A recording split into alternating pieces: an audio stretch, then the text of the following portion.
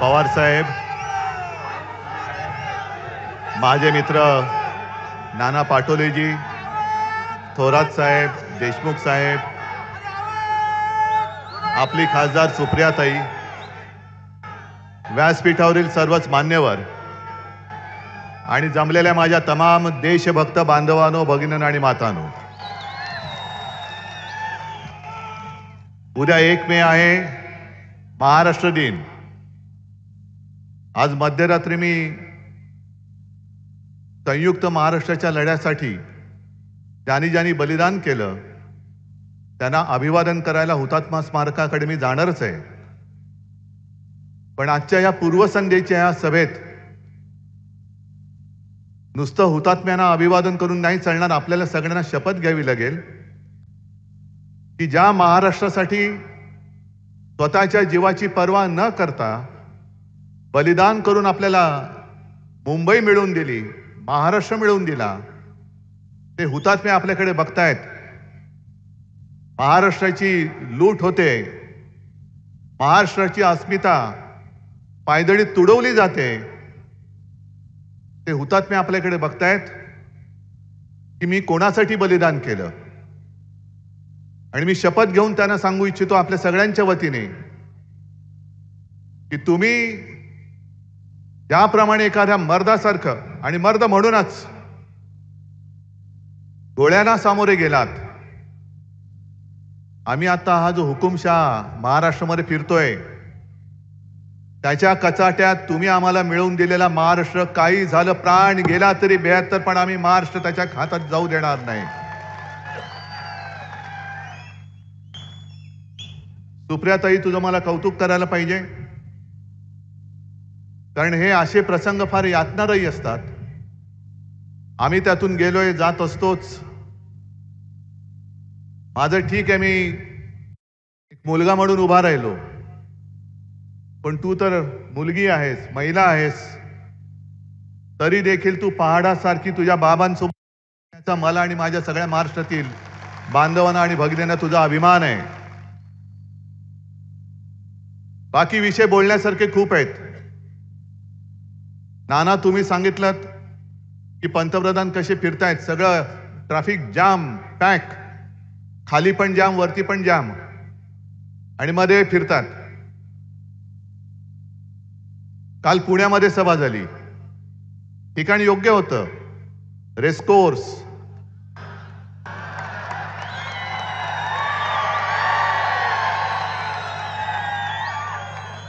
कारण त्यांना झोपेमध्ये सुद्धा घोडेबाजारच दिसतो. पण कोणीतरी सांगायला पाहिजे होतं की हे घोडे वेगळे आहेत आणि तुम्ही ज्यांना घोडे म्हणून घेतलात, कितीला रे? ते घोडे नाहीयेत, ती खेचरे आहेत, गाढवं आहेत ओझी वाहणारी. आणि खरे घोडे हे अश्वमेधाचे असतात, रथाचे असतात. त्याला घोडा नाही लागत, नाही म्हणजे टरबुजाला हातगाडी लागते, हातगाडी.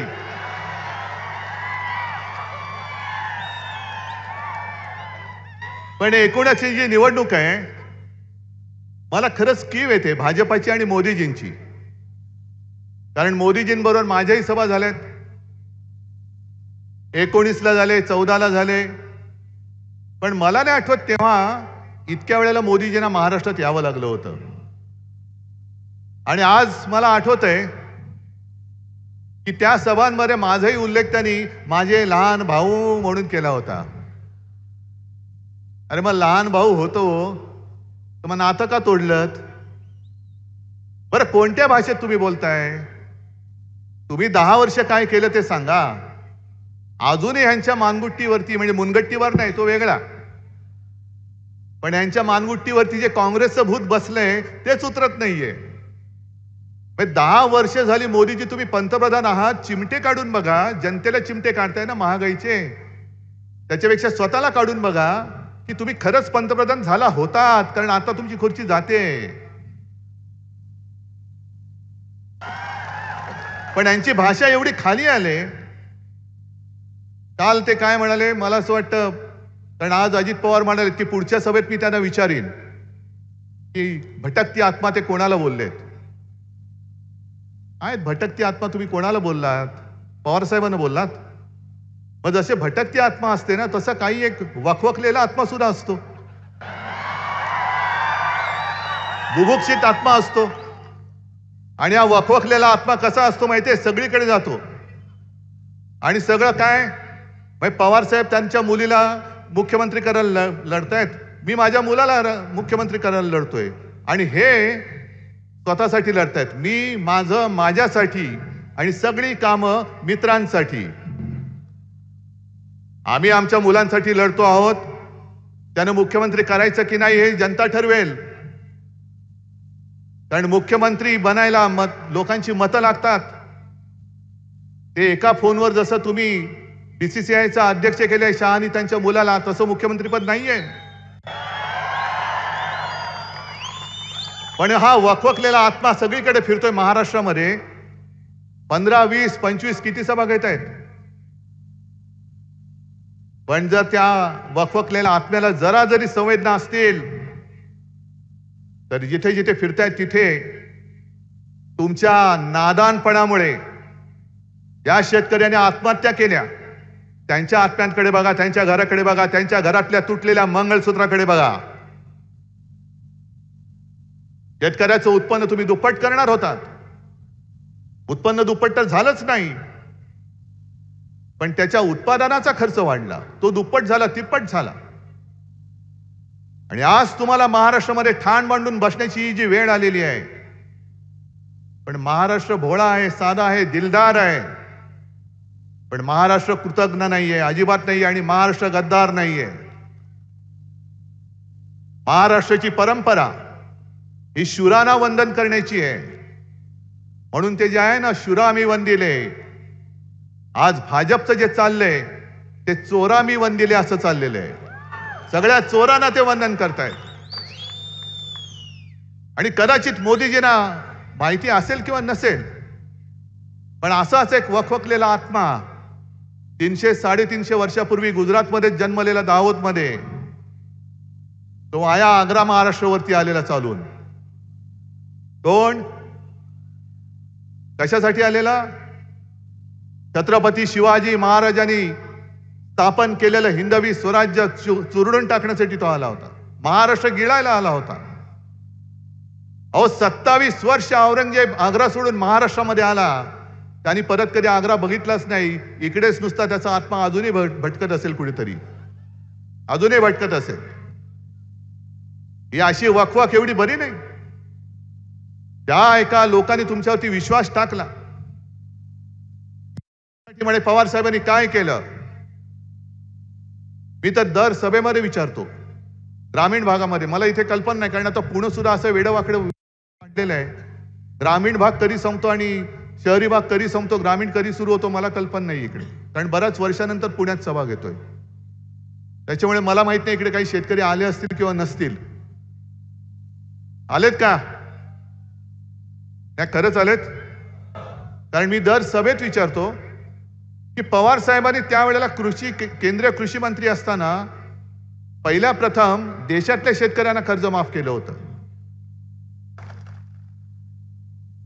आणि त्याच्यानंतर मी मुख्यमंत्री झालो. माझ्या सोबत सगळे महाविकास आघाडीचे आपले नाना तेव्हा अध्यक्ष होते, थोरात साहेब महसूल मंत्री होते, देशमुख साहेब गृहमंत्री होते, हे आता तिकडे जे गेलेत ते अर्थमंत्री होते.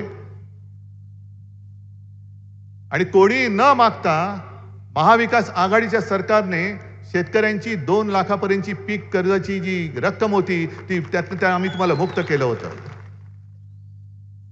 तेव्हा कापसाचे भाव काय होते, सोयाबीनचे काय होते, हे सगळ्यांना माहिती आहे.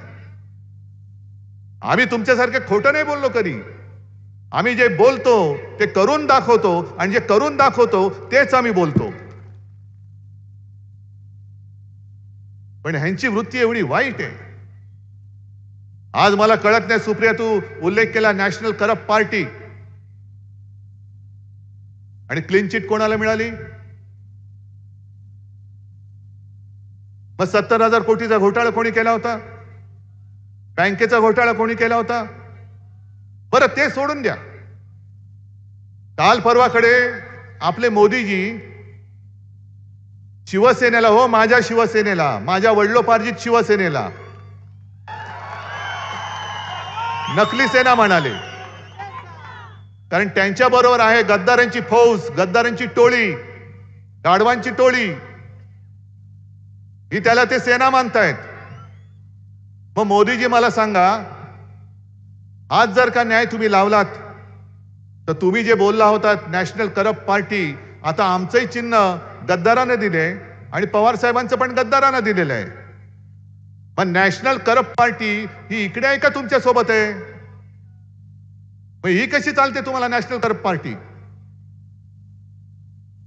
ही एका बाजूला आमच्यावरती टीका करायची नकली सेना, पण अख्खी भ्रष्टाचारांची फौज. म्हणजे मी कालपासून जे बोलतोय, एक अकेला सब पे भारी, सोबत सगळे भ्रष्टाचारी, सगळे सोबत भ्रष्टाचारी आहेत. यांची नीती अशी आहे, मी तर हा प्रश्न दरवेळेला विचारतो, जी शिवसेना अख्खी, ज्या शिवसेनेने तुम्हाला कठीण काळात जी मदत केली म्हणून तुम्ही पंतप्रधान झालात, ती शिवसेना तुम्ही संपवायला निघालात. त्या शिवसेना प्रमुखांनी अत्यंत कठीण आणि प्रतिकूल काळामध्ये सुद्धा मोदींना जेव्हा वाजपेयी काढायला निघाले होते तेव्हा मोदींची बाजू घेतली होती. त्या बाळासाहेबांच्या शिवसेनेला तुम्ही संपवायला निघालात आणि मग कोणाचा तुम्ही प्रचार करताय? मी कालच्याही सभेत विचारला प्रश्न, तोच तुम्हाला विचारतो. तुम्ही युट्यूब बघता ना? मग त्या रवीश कुमारनी काल एक व्हिडिओ टाकलाय, भारतातलं सगळ्यात मोठं सेक्स स्कॅन्डल. मुद्दामून बघा, मोदींना कोण हवे आणि कोण नको. त्या कर्नाटकामध्ये देवेगौडांचा नातू प्रज्वल रेवन्ना, त्याचं ते सेक्स स्कॅन्डल, त्याच्या चित्रफिती मागून चित्रफिती आलेल्या आहेत आणि मोदीजी त्याचा प्रचार करतायत. ह्याला मत द्या म्हणजे मला मत मिळेल, त्यांना मत मिळेल. त्या रेवन्नाचे हात बळकट करा, कशाला आणखीन फिल्म काढायला? अशी सगळी माणसं, ते तर झालंच, ही यांची नीती. आणि वरपासून खालपर्यंत, म्हणून मी यांना फेकड फाकड जनता पार्टी म्हणतो. ते उगाच नाही बोलत, मुद्दामून बोलतोय त्यांना. मी फाकड एवढ्यासाठी म्हणतो कारण यांनी कधी कोणताही विचार दिलेला नाही, कोणताही आदर्श निर्माण केलेला नाही अशोकरावांचा सोडला तर. ना नेता दिला, ना विचार दिला. आणि स्वातंत्र्याच्या लढ्यात तर ते कधीच नव्हते. उद्याच्या 1 मेच्या संयुक्त महाराष्ट्राच्या लढ्यामध्ये सुद्धा तेव्हाचा जनसंघ सामील झालेला नव्हता. कारण माझे आजोबा त्यावेळेला अग्रणी होते. शिवसेना प्रमुख तेव्हा शिवसेना नव्हती, पण माझे वडील म्हणजे बाळासाहेब, माझे काका म्हणजे श्रीकांत ठाकरे, हे सुद्धा माझ्या आजोबांच्या खांद्याला खांदा लावून लढत होते. आणि हा इतिहास 300-400 वर्षापूर्वीचा नाहीये, हा आता 60-65 वर्षापूर्वीचा आहे. जनसंघ त्यावेळेच्या संयुक्त महाराष्ट्र समितीमध्ये सामील झाला होता. पण कशासाठी? घुसायचं आणि काय मिळेल ते घेऊन बाहेर यायचं. संयुक्त महाराष्ट्र समितीमध्ये तो सामील झाला आणि जेव्हा निवडणूक लढवण्याची वेळ आली तेव्हा सुद्धा आत्ता सारखाच जागा वाटपावरून घोळ करून पहिली जी संयुक्त महाराष्ट्र समिती कोणी जर का फोडली असेल, ते पाप कोणी केलं असेल तर या भाजपच्या तत्कालीन बापाने म्हणजे जनसंघाने केलेला आहे. म्हणजे यांचा महाराष्ट्र द्वेष हा तेव्हापासूनचा आहे. काल माझी जी सोलापूरला सभा झाली, आज मोदीजी धाराशिवला, म्हणजे त्यांच्या भाषेत उस्मानाबादला होते. मी मोदीजींना जाहीर विनंती म्हणा, आव्हान म्हणा, आव्हान म्हणा, त्यांना मी म्हटलं होतं, शिवसेनेचं जे एक मशाल गीत आहे, त्या मशाल गीतामध्ये तुमच्या सगळ्या अशा ज्या घोषणा आपण देतो ती घोषणा आहे जय भवानी जय शिवाजी. हे मोदींचे जे घरगडी आहेत निवडणूक आयोग, त्यांनी त्यातल्या जय भवानी शब्दाला आक्षेप घेतला. नाही म्हणे तो काढा. म्हटलं कसं काढा? तो जर का काढला तर यांची जी काही बिन आत्म्याची शरीरं फिरतायत तशी आमची अजून झालेली नाही. आमच्या शरीरात आता आजही आत्मा आहे.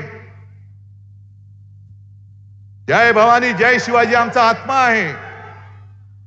ही बिना आत्म्याची जी भटकती शरीरं फिरतायत त्यांना जय भवानी जय शिवाजीचं महत्व नाही कळणार. आणि मोदीजी काय सगळी जी नाटकं करतायत, समुद्राच्या बुडाशी जाऊन आले द्वारकेच्या इकडे, जा ना, चांगली गोष्ट आहे. जय श्रीराम, आम्ही जय श्रीराम म्हणतो, बजरंगबली की जय आम्ही म्हणतो, पण तुम्हाला जय भवानी बद्दल एवढा मत्सर का? तुम्ही समुद्राच्या बुडाशी जाऊन आलात, पण धाराशिवला जाऊन तुळजा मातेच्या दर्शनाला अजून तुम्ही गेलेला नाहीत. पंतप्रधान पद बसल्यापासून त्याच्या आधी पण ना मला कधी देवेंद्र तिकडे गेल्याचं आठवत, ना मोदी तुळजाभवानीच्या दर्शनाला गेलेलं आठवत. तुमचा महाराष्ट्र द्वेष हा इथपर्यंत भिनलाय. आणि तुम्हाला जे बहुमत पाहिजे, पाशवी बहुमत पाहिजे, ते घटना बदलण्यासाठी हे आता उघड झालेलं आहे. त्यांचं आजपर्यंत कसं होतं 2014 आणि 19ला मोदी बोले आणि जग हाले. आता जग तिकडेच आहे पण मोदीच हलतायत, कारण काहीच चालत नाहीये. हे जे बोलतायत ते फसतंय. आधी 400 पारचा नारे दिल्यानंतर जनता म्हणते तडीपार, त्याच्यानंतर मग ते मुलांवरती आले, मांस मच्छीवरती आले, भटकत्या आत्म्यावरती आले. 400 पार म्हटल्यानंतर लोकांच्या लक्षात आलं की यांना पाशवी बहुमत का पाहिजे, तर देशाची घटना बदलायला पाहिजे. आणि देशाची घटना का बदलायची? पुन्हा तिकडे महाराष्ट्राचा द्वेष आहे. कारण ज्या महाराष्ट्राच्या सुपुत्राने डॉक्टर बाबासाहेब आंबेडकर, एक साधा दलित कुटुंबात जन्मलेला माणूस, त्यांनी देशाची घटना लिहिली. अरे हा दलित कुटुंबात जन्मलेला माणूस एवढा बुद्धिमान कसा? आणि त्यांनी लिहिलेली घटना आम्ही मानायची कशी? चांगलं यांच्या या जे बुरसटलेले विचारसरणीचे आहेत ना, गोमूत्रधारी हिंदुत्ववादी, त्यांच्या पोटात मोरडा आला. अरे एका ह्या गरीब कुटुंबात जन्मलेला माणूस बुद्धीने एवढा श्रीमंत कसा? आणि त्या श्रीमंतीला तुमची ईडीबीडी काय करू शकत नाही, कारण ती श्रीमंती वेगळी आहे. त्या श्रीमंतीचं मोजमाप हे तुमच्याकडनं कधीच होणं शक्य नाहीये. मग त्या दलित कुटुंबात जन्मलेल्या महाराष्ट्राच्या सुपुत्रांनी लिहिलेली घटना मोडून टाका, ती बदलून टाका. पण याद राखा, भाजपवाल्यानं तुम्हाला आज जाहीर इशारा देतोय, तुम्ही परत तर सत्तेवर येत नाहीच आहात, पण जर घटनेला बदलण्यासाठी हात लावाल तर संपूर्ण देश पेटल्याशिवाय राहणार नाही, एवढं लक्षात ठेवा. असेल हिम्मत तर घटना बदलण्याची नुसती तुम्ही एक तयारी करून दाखवा. आरक्षण रद्द करणं हे म्हणे आम्हाला मंजूर नाहीये. मग मंजूर नाही, मग 10 वर्षामध्ये दिलं का नाही आरक्षण? जसं केजरीवाल यांच्या दिल्ली सरकारचे अधिकार कोर्टाने त्यांच्या केजरीवालच्या बाजूने निकाल दिला, पण यांनी तत्काळ लोकसभेमध्ये एक बिल आणलं आणि पाशवी बहुमताच्या जोरावरती कोर्टाचा निर्णय फिरवला. मग माझ्या धनगर समाजाचा, मराठा समाजाचा आम्ही सांगत होतो तुम्ही घ्या तिकडे अधिवेशन, आम्ही पाठिंबा देतो, का तुम्ही आरक्षण नाही त्याने दिलं? पण आपण काय केलं हे सांगायचं नाही. शेतकऱ्याचे भाव, शेतीमालाला दुप्पट भाव कधी मिळणार ते माहिती नाहीये. बरं, एक वन नेशन वन टॅक्स, सगळे एकच. मी म्हटलं ना, मी माझ्यासाठी सगळे एकमेव. जो जीएसटी आणलेला आहे त्या जीएसटीच्या माध्यमातून किती छोट्या मोठ्या व्यापाऱ्यांची पिळवणूक होते तो तुम्ही जाऊन विचारा. म्हणजे अगदी मोदींचे अंधभक्त असतील त्यांना सुद्धा मी सांगतोय, अरे का रे तुमच्या घरामध्ये जेवण नाही जेवत तुम्ही? तर तुमच्याकडे काय वेगळं मोदी भक्ताचं कार्ड आहे की हा ह्याने कार्ड दाखवलं की गॅस सिलेंडर फुकटात मिळतो? गॅस सिलेंडर फुकटात मिळतो. तुम्ही कार्ड दाखवले की पेट्रोल तुम्हाला फुकट मिळतं. आणि मग काही वर्षांपूर्वी मोदींच्या सभेमधला एक व्हिडिओ फिरतोय, भाई और बहनों मुझे बताओ पेट्रोल नीचे गया कि ऊपर गया? बोलले होते ना, डीजल नीचे गया कि ऊपर गया, गॅस नीचे गया कि ऊपर गया? आता तुम्हाला कळलं असेल, कारण मला नव्हतं कळलं. जीडीपी वाढलाय म्हणजे गॅस, डिझेल, पेट्रोल वाढले की नाही वाढलं? 15 लाख आले, पण तुमच्या खात्यात 15 लाख नाही आले. निवडणूक रोख्यांच्या माध्यमातून भाजपच्या खात्यात करोडो, हजारो, करोडो रुपये आले. आणि आज जगातला सगळ्यात मोठा घोटाळा आहे असं मी नाही बोलत. मोदीजी तुमच्याच मंत्रिमंडळात होत्या त्या अर्थमंत्री निर्मला सीतारामनचे पती बोललेले आहेत. अजून तुरुंगात गेलेले नाहीत. हे नशीब, कारण कदाचित त्या निर्मलाबाईंचा वशिला असेल. पण हा निवडणूक रोख्यांचा घोटाळा हा जगातला सगळ्यात मोठा घोटाळा, ज्याला त्या प्रभाकर जे आहेत परकला प्रभाकर त्यांनी नाव दिलं मोदी गेट. इकडे जरा इकडे तिकडे कोणी गाय बोलल्यानंतर ताबडतोब त्यांना तुरुंगात टाकतात. पण तिथे निर्मलाबाईंच्या पतीनेच तो पूर्ण मोठा त्यांचा गौप्यस्फोट केलेला आहे.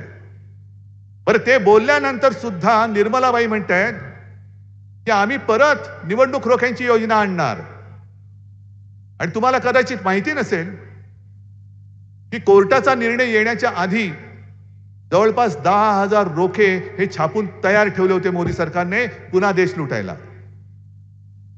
मग मला आता सांगा, मोदीजी म्हणतायत की 70 वर्षात काँग्रेसने जे काही केलं नाही ते मी 2.5 वर्षात केलं. हे तुम्हाला पटते की नाही पटत? अरे कसं नाही, मला पटतंय. कारण काँग्रेसनी 70 वर्षामध्ये त्यांच्या खात्यात किती पैसे आहेत काँग्रेसच्या? काही शेकड्या असतील. आणि भाजपच्या खात्यात 10,000 कोटी. म्हणजे 10 वर्षात 70 वर्षात काँग्रेसने नाही केलं ते 2.5 वर्षात मोदीजींनी करून दाखवलं की नाही दाखवलं? देश कोणी लुटला, काँग्रेसनी का भाजपनी? लुटला ना. मग अशा या देशाच्या लुटारूंना महाराष्ट्र साथ देईल? तुम्हाला महाराष्ट्र लुटणारा पाहिजे की महाराष्ट्र जपणारा पाहिजे? तुम्हाला महाराष्ट्राची अस्मिता जपणारा पाहिजे की महाराष्ट्राची अस्मिता पायदळीत तुडवणारा पाहिजे? आणि अजूनही कोणाला जर का खोटं वाटत असेल तर मी आत्मविश्वासाने सांगतो की येत्या निवडणुकीमध्ये भाजपा तडीपार होणार म्हणजे होणारच. इंडिया आघाडीचे 300च्या वरती खासदार निवडून येणार म्हणजे येणारच. कोणाचा विश्वास नसेल, पण तुम्हाला आणखीन एक गोष्ट सांगतो. काही वर्षापूर्वी भाजपचे संपूर्ण देशात फक्त 2 खासदार होते. तेव्हा जर का कोण बोललं होतं की भाजपचे आज 2 खासदार आहेत, बघा तुम्ही काही वर्ष त्यांचे 300च्या वरती खासदार येतात की नाही, लोकांनी वेड्यात काढलं असतं. आज मी सांगतो यांचे 300 खासदार आहेत, ते परत 2 खासदार झाल्याशिवाय राहणार नाही. पण हे 2 कोण निवडून आले पाहिजे तुम्हाला माहितीये? हे 2च निवडून आले पाहिजेत. असे 2च आले पाहिजेत, कारण त्यांना दिसलं पाहिजे की संपूर्ण बाकी जेवढे खासदार आहेत ते इंडिया आघाडीचे बसलेले आहेत. द्या उत्तर त्यांना. आणि हा बदल तुम्ही करू शकता. हा बदल करू शकता, नक्की करू शकता. एका बोटाच्या ताकदीवरती तुम्ही या हुकुमशाला गाडू शकता. ही ताकद तुमच्या बोटामध्ये. आणि या बारामती मतदारसंघात जे काही घडतंय हे फार क्लेशकारक आहे. म्हणजे मी बोललो ना, घर फोडणारी सगळी वृत्ती आहे. खरं म्हणजे यांना कोणी लग्नामध्ये बोलूच नाही. कारण लग्नाला जातील, श्रीखंड पुरी पुरणपोळ्या किती खाता बरे? मी 25, मी 50. खातील पितील, ढेकर देतील आणि नवरा बायकोत भांडणं लावून पुन्हा दुसऱ्या लग्नात जेवायला जातील. त्याच्यामुळे पुन्हा निवडून येता कामा नयेत. मी आज इकडे सुप्रियाताईच्या मतदारसंघात आहे, पण बाजूला आपले कोण आहे? दंगेकर. आणि त्यांनी एक चमत्कार करून दाखवलाय. आता मोठा चमत्कार करायचा आहे. अरे आहेत ना, आता तुम्हाला मोठा दंगा करायचा आहे. म्हणजे त्याचा दंगा नाही लोकसभेमध्ये. मग इकडे दंगेकर आहे, सुप्रियाताई आहे, तिकडे अमोल आहे, बाजूला संजोग वगैरे आहेत. सगळीकडे हा पूर्ण पट्टा, सातारा बितारा सगळा भगवा भगवा भगवा, म्हणजे छत्रपतींचा भगवा. सोबत हा तुतारी फुकणारा मावळा आणि हातामध्ये मशाल. आणि ही लढाई कशी आहे एवढंच फक्त तुम्हाला सांगतो की भाजपची वृत्ती कशी आहे. काय काय म्हणी अशा असतात की त्याचा अर्थ कळत नाही, पण अनुभव आल्यानंतर कळतो. आणि म्हणूनही तुम्हाला मुद्दामून गोष्ट सांगतोय. एक मोठा डेरेदार वृक्ष होता. आता किती वर्षाचा मी काय बोलत नाही, तर पवार साहेब म्हणतील की अजून मी तरुण आणि तरुणच आहात तुम्ही, कारण तरुणाला लाजवेल असा उत्साह आहे तुमच्यामध्ये. त्याच्यामुळे तुमचा आणि झाडाचा वयाचा संबंध नाही, पण एक शेकडो वर्षाचं झाड होतं, चांगलं मोठा त्याचा बुंदा, मोठा त्याचा बुंदा होता, असा विस्तार होता, पानं फुलं छान डवरून यायची, प्रत्येक सीझनला पानं झडायची, नवीन पानं यायची, फळं यायची. मग झाडावरती काही बांडगुळं होती, काही माकडं खेळायची, काही पक्षी होते तिकडे. पक्षी तर दरवर्षी तिकडे घरटं बांधायचे आणि अनेक पक्ष्यांच्या अनेक पिढ्या त्या झाडावरती जन्माला आल्या होत्या. पण त्या गावात एक व्यापारी होता आणि तो व्यापारी काय करायचा, यायचा आणि झाडाच्या फांद्या, झाडाच्या बुंद्याची लाकडं तोडून घेऊन जायचा, फर्निचर बनवायचा आणि जणू काही लाकडं मीच केली, लस पण मीच केली, लाकड पण मीच बनवली, असं करून स्वतःचं लेबल लावून बाजारात विकायचा. एक दिवस असंच सगळं छान चाललं होतं, पण तो व्यापारी कुऱ्हाड घेऊन आला आणि झाडाच्या बुंद्यावरती घाव घालायला लागला, लाकूड तर पाहिजे. सगळे चित्कारायला लागले, पक्षी चित्कारायला लागले, माकडं घाबरली. पक्ष्यानं वाटलं आता या झाडाला किती यातना होत असतील, किती वेदना होत असतील. एक पक्षी जो होता तो झाडाबरोबर बोलायचा आणि त्याला सांगितलं की अरे दादा, तुला खूप वेदना होत असतील ना रे. झाडाने काय सांगितलं, नाही हे लाकूड तोडतात त्या वेदना मी सहन करतो, पण खऱ्या यातना कशामुळे होत आहेत, तो व्यापारी जो कुऱ्हाड वापरतोय ना, त्या कुऱ्हाडीचा दांडा माझ्या लाकडाचा बनलेला आहे. ही व्यापारी वृत्ती. या झाडाचं लाकूड तोडून तेच झाड तोडायला लावताय, तुम्ही तोडू देणार आहात?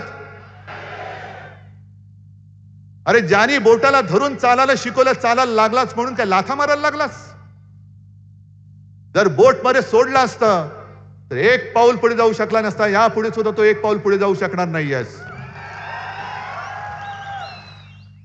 कारण जसं मी शिवसेनेच्या बाबतीत सांगतोय की मोठी केलेली माणसं गेली, पण मोठी करणारी माणसं आज सुद्धा माझ्या सोबत आहेत आणि ती माझ्या समोर बसलेली आहे. ज्यांना तुम्ही मोठं केलं त्यांच्या डोक्यात हवा भरली असेल, ते गॅसचे पुढे जाऊ द्या, सोडून द्या गॅसचे पुढे, त्यांचा गॅस सुटला का खाली येतील. पण तुम्हाला महाराष्ट्राचा स्वाभिमान विकता येणार नाही, तुम्हाला तुमच्या मतांची किंमत ठरवता येणार नाही. मताची किंमत तुमची कोणी ठरवू शकता कामा नये. आणि म्हणून तुम्ही एकच मगाच्या गाण्यामध्ये घेतली ना, तशी एक वज्रमूठ ही मला आवडून दाखवा की हे व्यापारी मंडळ किती जरी फिरलं, महाराष्ट्र त्यांनी किती जरी ठाण मांडला, तरी जिथे मशाल असेल तिथे मशाल, जिथे हात असेल तिथे हात, आणि जिकडे उद्या आपल्या विजयाची तुतारी फुकणारा आपला मावळा असेल तिकडे तुतारी फुकणारा मावळा. बस, दुसरं चिन्ह कोणतंही नाही. जय हिंद, जय महाराष्ट्र.